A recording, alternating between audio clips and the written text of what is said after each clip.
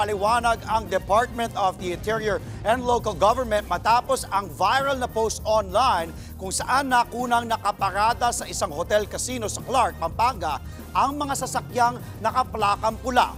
Nasa frontline na balitang yan si Rainiel Pawid. Viral ngayon sa social media ang mga sasakyang ito na may pulang plaka. Mga government vehicle ito na nakaparada sa isang hotel casino sa Clark, Pampanga. Tanong ng netizens, bakit nandoon ang mga sasakyan? Nabanggit sa post ang Department of the Interior and Local Government Central Luzon. Tila wala raw pakialam ang ahensya sa mga national issue at sa hotel na may casino pa talaga nagdaos ng event. Mainit pa naman ang usapin tungkol sa pagkakasino ng mga kasamahan nilang kawani ng gobyerno. Partikular na ang tinaguriang BGC Boys ng DPWH Bulacan na sina Henry Alcantara at Bryce Hernandez. Pero pinabulaanan nito ng DILG Central Luzon. Hindi po namin activity yon. Hindi po yun activity which was sponsored or hosted by DILG Region 3. Giit pa ng ahensya, hindi bago na may mga lehitimong seminar o aktibidad ng gobyerno sa mga hotel na may casino. Minsan po kasi yung capacity po yung tinitignan.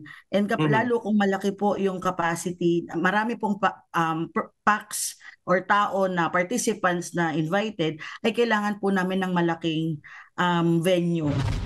Base sa Office of the President Memorandum Circular No. 6 Series of 2016, pinagbabawal ang pagpasok ng mga kawani ng gobyerno sa mga gambling casino. Kamakailan lang ay naglabas din ng memo ang DILG kung saan pati online gambling pinagbabawal na rin sa kanilang hanay. Ayon naman sa source ng News 5, isang procurement caravan ng Department of Budget and Management ang idinaos sa lugar. Dumalo raw sa naturang event ang mga sakay ng mga nakunang government vehicle. Sabi ng DILG, pagmamay-ari ng ilang lokal na pamahalaan sa Pampanga, Aurora at Zambales ang ilan sa mga sasakyan.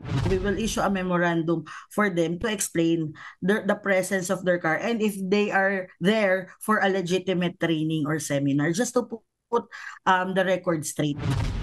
Kung titingnan naman ang Facebook page ng Provincial Budget Office ng Aurora, makikitang dumalo nga sila sa isang procurement caravan mula September 15 hanggang 17. Nagbabalita mula sa Frontline, Rainiel Pawid, News 5. Mga kapatid, Andre Felix po, iba na ang may alam at may pakialam sa panahon ngayon. Para po sa tuloy-tuloy na balitaan sa Frontline kahit weekend, mag-follow at mag-subscribe na sa social media pages ng News 5.